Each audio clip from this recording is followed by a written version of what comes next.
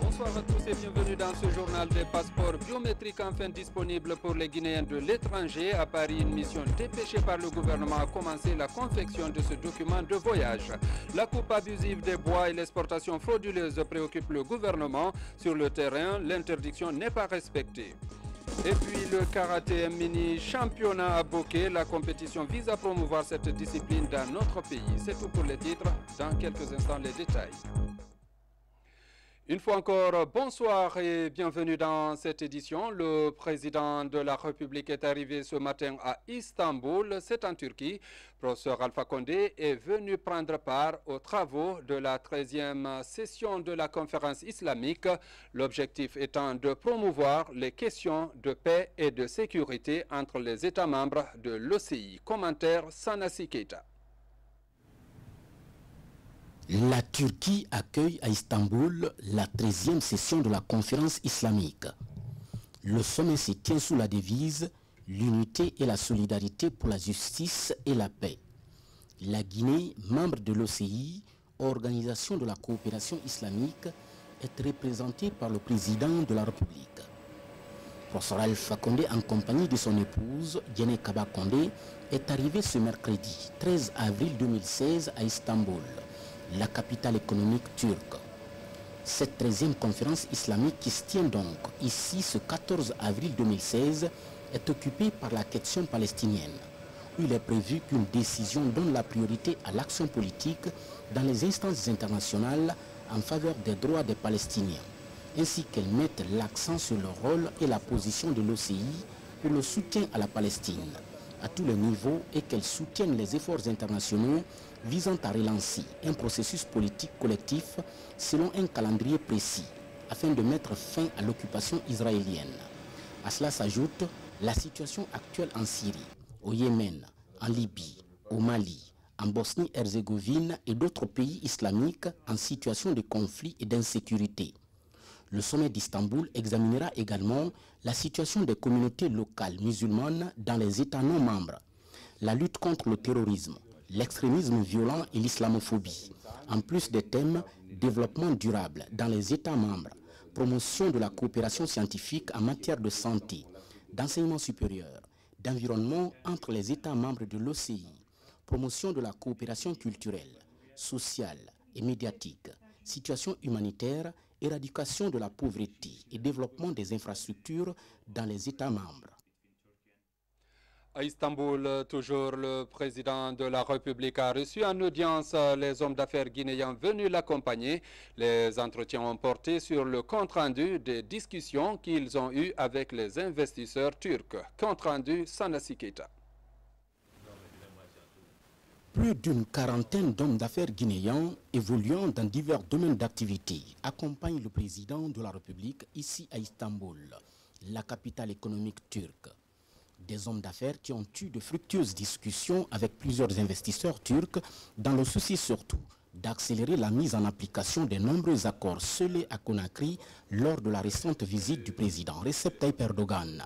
Et c'est pourquoi ils sont venus rencontrer le président de la République pour lui faire le compte-rendu des discussions. Avec les partenaires industriels et commerciaux que nous avons rencontrés lors de la dernière visite du président turc à Conakry, essayer de venir pour tout faire pour concrétiser les premières discussions que nous avons eues avec ces partenaires, car comme vous le savez, les Turcs sont des grands travailleurs, sont des grands industriels et qui se sont fortement intéressés à l'Afrique ces dernières années.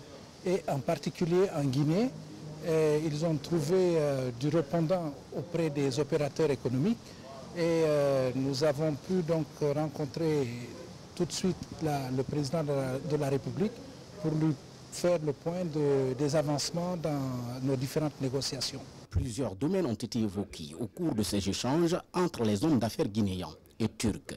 Des domaines comme surtout l'installation des infrastructures de stockage en matière de pêche. La présence des hommes d'affaires guinéens autour de M. le Président de la République à Istanbul témoigne l'importance qu'accorde le gouvernement guinéen pour la coopération entre la Guinée et la Turquie.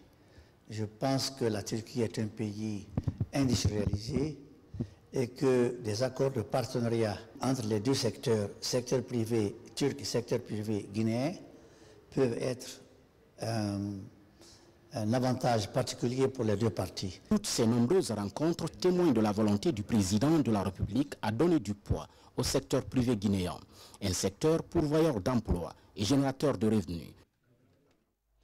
Restons en Europe pour dire que les passeports biométriques pour les Guinéens de l'étranger sont maintenant accessibles.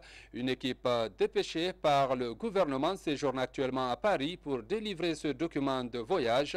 La mission va sillonner également d'autres pays européens. Le point avec Tierno Ousmane Diallo. Avec l'arrivée de ces équipements en France, une grosse inquiétude des Guinéens vivant en Europe vient d'être résolue. Ils pourront désormais disposer de passeports biométriques indispensables pour voyager et faciliter leur insertion dans la vie active dans les pays où ils résident. Pour beaucoup d'entre eux, acquérir le passeport biométrique était devenu une question d'urgence. Je suis très satisfaite parce que c'est pas facile que quand le passeport de quelqu'un est périmé ici, on te dit il faut que la date soit en validité. Et comme maintenant il n'y a plus de faux papiers, c'est les vrais qu'on fait maintenant en Guinée, je suis consciente. Du fait que vous vous êtes déplacé pour venir ici, ça a été quelque chose de très bien. Et je sais que tous les Guinéens qui sont là seront satisfaits. Grâce au professeur Alpha Condé, vraiment c'est quelque chose que tout le monde, je sais que tout le monde sera content. Pour avoir le passeport biométrique, il faut la carte consulaire, l'extrait de naissance et l'intéressé doit pouvoir s'exprimer dans une de nos langues nationales. Et si, par exemple, c'est pour les enfants qui sont nés en France, qui ne comprennent pas la langue, ils sont tenus obligés d'être accompagnés de leurs parents pour pouvoir nous aider dans l'interview. En Europe, l'équipe du ministère de la Sécurité va séjourner environ 3 mois en parcourant après la France, l'Allemagne, l'Espagne, la Belgique et la Grande-Bretagne pour délivrer le document de voyage à 140 € ou à 150 $. Diplomatie sur le continent, à la place d'un secrétariat exécutif, l'Organisation pour la mise en valeur du fleuve Gambie sera désormais dirigée par un haut commissariat. Ainsi en a décidé la dernière conférence extraordinaire au sommet des chefs d'État et de gouvernement de cette institution.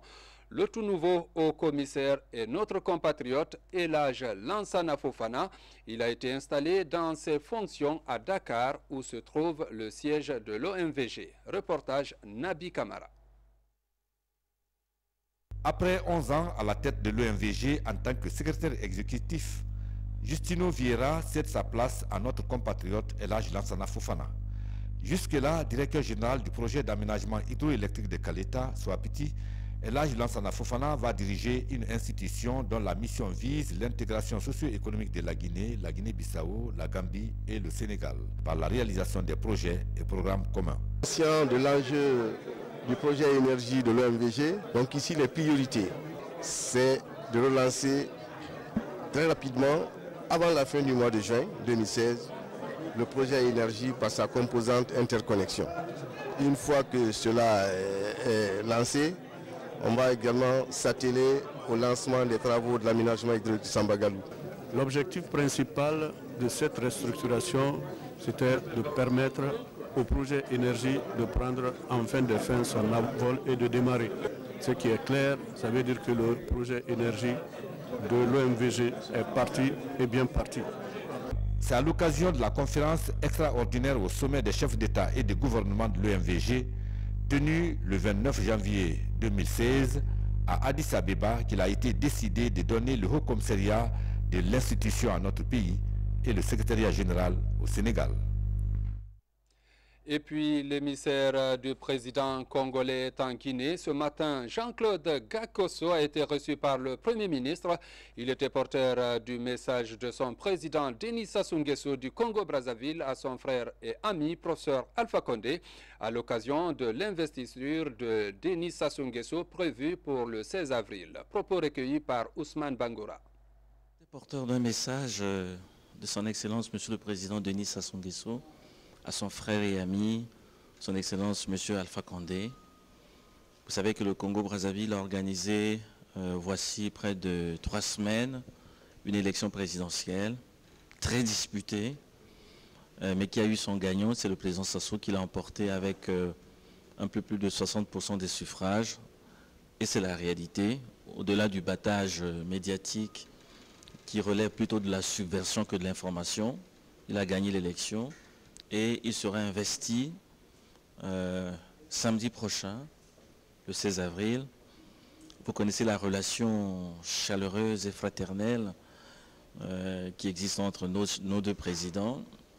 Il pensait que ce jour-là, ce sera un grand jour pour le Congo, peut-être pour lui aussi à titre personnel.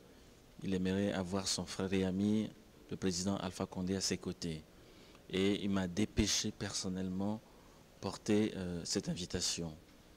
Au-delà, vous savez que nos pays sont très liés, nos peuples sont très liés. Dans mon pays, au Congo-Brazzaville, il y a une forte communauté guinéenne. Et donc c'est toujours un plaisir que d'arriver ici à Conakry. J'ai rencontré des amis, des frères. Le ministre de la Communication, par exemple, est un ami de longue date et nous repartons avec beaucoup de joie. Voilà l'objet principal de cette visite ici à Conakry. Retenez aussi qu'une délégation onusienne est en séjour de travail en Guinée depuis dimanche. Ce matin, une séance de travail s'est tenue à cet effet à la primature. L'accent a été mis sur l'impact de l'aide des agences des Nations Unies en Guinée. La rencontre a été présidée par le Premier ministre, chef du gouvernement. Agriculture à présent, allons à la découverte de l'anacarde, une plante très convoitée actuellement en Guinée. Son rendement est considérable et les planteurs en font des bonnes affaires. Cette plante qui donne la noix de cajou est cultivée dans la région de Boké. Notre reporter Marie-Angélique Bangoura a suivi un planteur de la localité. Voici son reportage. L'anacarde, petit arbre touffu, est cultivé dans plusieurs pays dont la Guinée. Le fruit est prisé pour ses noix et pommes. Aujourd'hui, la région de Boké compte plus d'une vingtaine de planteurs d'anacarde. Ici, sur ces 250 hectares, ne sont cultivés que des plants d'anacarde par un fils de la contrée. S'il y a une plante aussi facile à cultiver, c'est l'anacarde. Et aussi rentable, c'est l'anacarde. L'anacarde a peur de quoi? Des feux de brousse. Ces plantes, quand vous plantez l'anacarde, il est très bien planté. Vous utilisez normalement l'engrais. Au bout de 3 ans, vous pouvez commencer à le récolter. Aujourd'hui, je récolte entre 50 et 60 hectares. Mais sur un domaine de 250 hectares qui était entièrement planté. Donc vous voyez un peu la perte subie dans ce domaine-là. Pendant la cueillette, les planteurs séparent la noix de cajou de la pomme de cajou. En Guinée, la noix de cajou est plus aisée. Amassée à chaque récolte, les planteurs font aujourd'hui de la noix de cajou l'objet d'un commerce international. La graine, elle, on l'exporte. C'est un produit d'exportation vers les pays, vers l'Inde, vers les États-Unis, vers la Chine et partout. Et ça rapporte beaucoup de devises au pays. On peut même créer des unités de transformation de cette même graine pour la décortiquer sur place et exporter le produit fini. Ça aussi, c'est possible. Dans cette plantation, les fruits sont prêts pour la consommation. La pomme et la noix de cajou peuvent tomber d'elles-mêmes. Sa pomme se présente ici en plusieurs couleurs, jaune, orange et rouge, signe de maturité et surtout signe de la période de cueillette qui ne se fait qu'en saison sèche. Vous avez cette graine qui est exportée, vous avez la pomme qui actuellement en Guinée ne sert à rien. Mais ailleurs, ça sert à quelque chose. Par exemple, en Guinée-Bissau, la pomme, on ne la jette jamais. On en fait de l'alcool qu'on appelle le vin de cajou. Et même ici, il y a des ONG qui ont eu à former des gens pour faire de cette pomme de la confiture. À l'image de la Côte d'Ivoire et de la Guinée-Bissau, la Guinée cherche à valoriser l'anacarde tout en assurant son exportation légale. Récemment, le gouvernement guinéen a pris des mesures pour maintenir l'ordre dans la circulation de ce produit. Désormais, l'exportation est assurée par le gouvernement guinéen qui exige la vente de la noix de cajou à 5 000 francs le kilogramme. Environnement, l'exploitation anarchique du bois préoccupe l'État, bien que des mesures sont prises pour freiner la coupe abusive. Des personnes violent encore cette interdiction. Des camions viennent d'être arraisonnés dans la préfecture de Forêt-Caria. La mafia du bois en Guinée, une enquête signée Kourouma Sekou Fernand Al-Gassimouba. Cette pancarte pour signaler l'implantation de l'unité industrielle. Cependant, la plaque ne spécifie pas le type d'usine. Derrière ce portail, du bois à perte de vue. Une matière présentée sous toutes ses formes. Madriers, planches et meubles sont les ingrédients de l'usine. Tout est mis en œuvre pour l'exploitation du bois. Nous achetons des bois avec des bordereaux. Les bois qui sont passés d'abord dans les mains de l'administration guinéenne avant de venir chez nous. Parce que les bordereaux sont vendus soit par les eaux et forêts ou par l'OGIB. Donc quand un vendeur de bois vient chez nous, c'est le document qu'on lui demande. Est-ce que vous avez les bordereaux? C'est le bon bois. Si nous avons les bordereaux, nous achetons avec lui. L'usine serait-elle un écran pour dissimuler le trafic de bois? Quoi qu'il en soit, les camions arraisonnés à Forêt-Caria témoignent de l'ampleur de l'exploitation du bois dans la région. Cette usine, depuis qu'elle a commencé à fonctionner, l'accès ne nous a pas été facile, on ne nous a pas accordé l'accès. Maintenant, contrairement à ce qu'on savait de l'intérieur, c'est au cours de ces opérations-là qu'on a compris qu'effectivement, il y a aussi du bois, mais ils ont dit que c'est pour faire aussi c'est pour satisfaire certains besoins vitaux. En plus de la production de bois et de brouettes, un hangar est consacré à la fabrication de jus et de l'eau minérale. Ce qui inquiète, c'est la présence de ces 3 unités sur le même périmètre. Face à la question, notre équipe a fait le pied de grue au ministère de tutelle. Du côté des industriels, cela ne pose aucun problème. Ça ne nous dérange pas, vraiment. Parce que nous-mêmes, s'il y a un problème, si ça nous dérange, il faut qu'on doit déclarer. Parce que s'il y a un problème, c'est les juges que ça doit amener le problème. Ça doit amener le problème pour les gens, nos parents, tout ça, il faut qu'on doit déclarer. Mais si tout ça, comme on voit qu'il n'y a pas de problème, de dérangement dedans, et puis encore Dieu merci, et puis encore à part de ça, pour tout le moment, on passe même le laboratoire pour notre jus, on contrôle tout ça. L'usine Sodefa est catégorique. Le bois est destiné à la consommation locale, notamment pour le chantier des tours jumelles à Kakimbo. Les bois qui sont là-bas, nous les avons exposés parce que quand la saison des pluies arrive, les portes que nous fabriquons, il faut que le bois soit bien séché. Donc il faut exposer les bois maintenant là pour que ça soit bien séché pour produire les bons meubles. En attendant les déclarations des autorités locales, la sous-préfecture de Sikuru est le théâtre de saisies importantes, telles que ici à Moussaya. L'installation de l'usine, l'enquête est en cours. Ce qu'on a constaté, vous avez bois, consommation locale. Tout le monde, maintenant, les filières de bois ont contourné maintenant de déposer bois l'usine de Manfraya. C'est pourquoi au jour d'aujourd'hui, bois est cher, très cher chez nous. Malgré aux consommations locales libérées, mais très cher, on exporté pour envoyer la Guinée. Bon, on a constaté que pourquoi bois cher. On a fait cette enquête. On a trouvé que l'usine de Manfraya remplie de bois, on ne peut même pas compter. Selon les spécialistes, les seules exploitations villageoises sont celles qui concernent les forêts communautaires.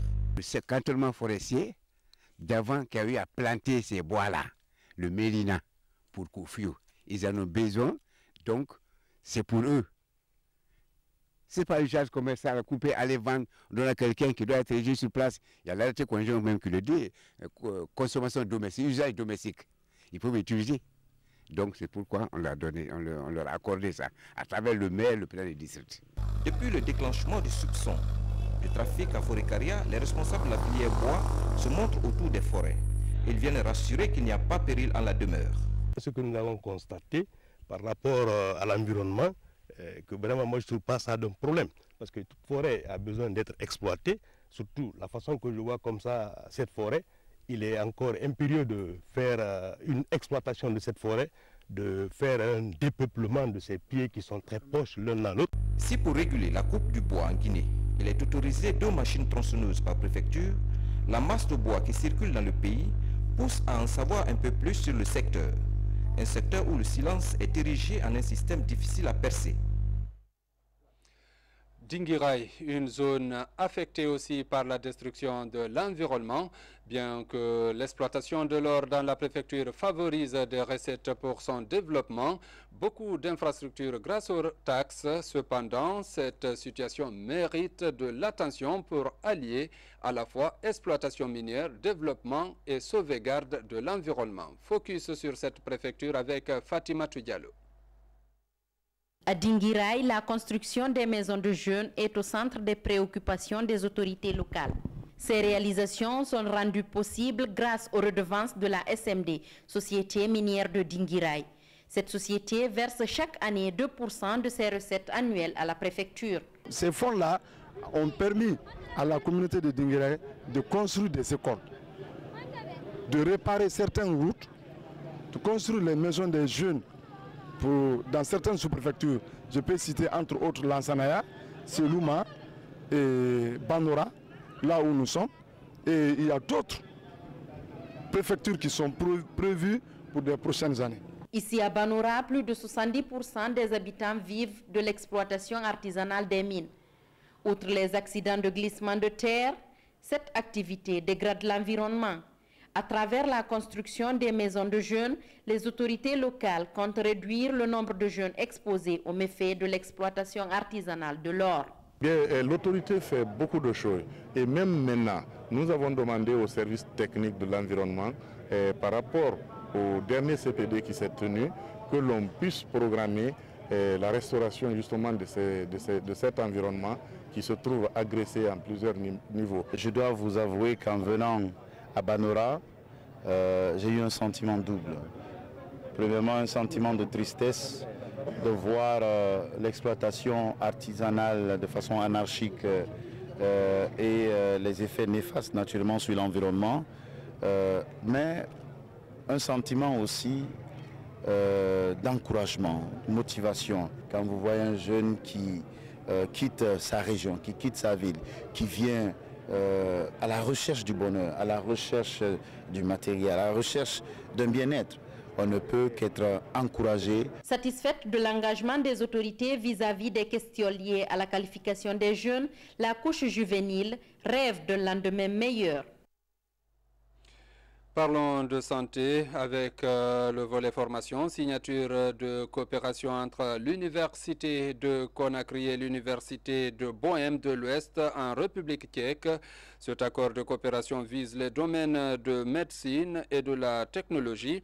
Cette délégation tchèque qui entre en partenariat avec l'Université Gamal est dirigée par Dr Ladislav Šepika, vice-recteur chargé des études de l'Université de Bohème de l'Ouest. Nous y reviendrons. Autre sujet de santé au ministère de la Défense nationale, une délégation des experts américains conduite par l'ambassadeur des États-Unis à Conakry a rencontré les responsables des armées pour une remise des produits pharmaceutiques et des équipements de laboratoire. Ce don est destiné au service de santé des armées. Compte rendu, sergent Marcel Massanduno. C'est un programme d'appui de la défense américaine à son homologue guinéenne. À travers leur étroite collaboration, les États-Unis d'Amérique apportent son assistance au service de santé des armées dans le cadre de la lutte contre les infections sexuellement transmissibles, y compris le sida. Il s'agit des équipements de laboratoire pour le dépistage du sida et des rétroviraux. Nous avons fait le don des équipements de testage pour le sida et pour ici et aussi pour l'antérieur à Cancan. Alors pour 2 unités. Alors ça c'est pour, il y avait déjà une certaine capacité, mais c'est plus rapide, c'est plus sécurisé. Alors ça peut aider avec les populations qui passent pour ces cliniques d'avoir les tests plus rapide et les résultats qui sont plus exacts. Le ministre d'État chargé de la Défense nationale se réjouit de ce geste. Nous venons de recevoir un important équipement de laboratoire pour les analyses biomédicales et qui va permettre aux services de santé d'être beaucoup plus performants, surtout dans le cadre de la lutte contre le sida. Peu avant cette cérémonie de remise de dons, les experts américains ont été successivement reçus par le chef d'état-major général des armées et le ministre chargé de la Défense nationale, où ils ont échangé sur la coopération militaire entre les deux pays.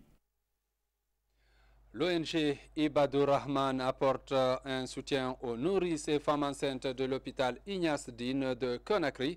Cette association religieuse a aussi fait des prières pour les malades de ce centre hospitalier. Compte rendu, Mikini Moussa Kamara, Djene Yansani. C'est un don de savon, d'habits d'enfants, de produits cosmétiques, de sur-eau, de draps destinés aux malades du service de maternité de l'hôpital Ignace Dine. C'est un geste de l'association Ibadur Rahman. La structure organise des cérémonies de prière pour que ces patients recouvrent leur santé. Nous apportons ce don à la dimension de nos moyens. Nous souhaiterons faire de plus quand l'occasion se présente. Association Ibadur Rahman l'Islam akena muso uleka ibulula de koka ulisamba kan nefana lokunye do kyalunye anna kuneudi. Je suis de ceux qui croient que toute la valeur humaine repose sur quoi? Sur notre degré d'utilité sociale. La valeur de l'homme, c'est ça. Et je crois que c'est ça, en droite ligne, que ce grand érudit vient aujourd'hui aider la structure de l'hôpital national d'Instein. Les femmes en situation de grossesse et les nourrices sont les privilégiés de ce geste humanitaire. Le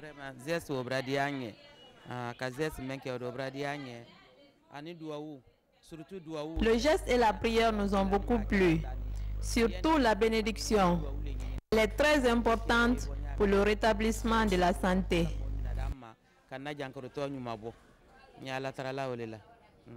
L'association Ibadur Rahman est née il y a 10 ans. Elle est fondée par l'érudit Elhadj Suleiman Baharou Kondé à Banankoro dans la préfecture de Kérouane. Sport. Dans la cité industrielle de Kamsar, la Fédération guinéenne des arts martiaux vient d'organiser un mini-championnat. Ce tournoi, en sa première phase dans la région, a opposé la Ligue de Boké à celle de Kamsar, une manière de redynamiser les ligues de l'intérieur du pays. Reportage Abraham Christophe Conté, Bernard Tonguino.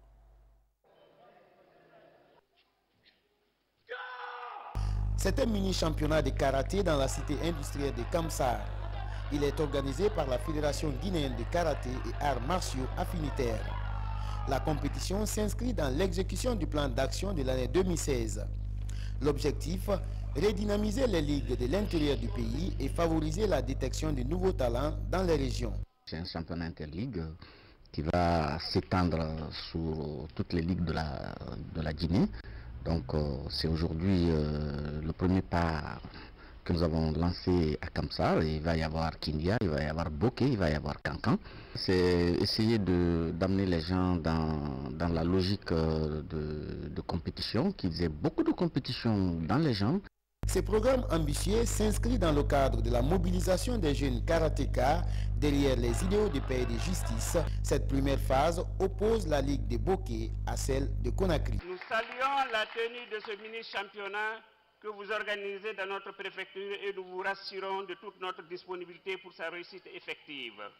Ce spectacle que vous offrez aujourd'hui à notre public est une preuve éloquente du souci que vous avez en vous de mobiliser la jeunesse derrière les idéaux de paix et de justice dans la recherche de l'équilibre social de notre nation. Pour ces compétiteurs bénéficiaires de satisfecits et de médailles, le plus important est de travailler pour acquérir un niveau supérieur. Je ne savais pas quand même si j'allais gagner avec ce tournoi-là. Mais en tout cas, je remercie le bon Dieu quand même. Et j'espère que je continue encore de me combattre avec les hommes. J'ai été championne de Guinée au mois de décembre et depuis lors, j'ai décidé de travailler pour maintenir mon titre de championne de Guinée. Donc voilà, c'est ce que je viens de prouver. Le karaté, art chinois du 6e siècle, enseigné aux Japonais de l'île d'Okinawa, visait l'entraînement aux techniques de guerre. Aujourd'hui, la mission de ce sport est d'assurer l'équilibre physique, mental et social des pratiquants. Football, retenez que le AFIA a battu le Oroya sur le score de 1-0 au compte du match en retard de la 7e journée de la Ligue professionnelle. Atlético de Madrid a éliminé aussi le Barça sur le score de 2-0. C'est la fin de cette édition. Merci de l'avoir suivi et bonne suite de programmes sur la RTG.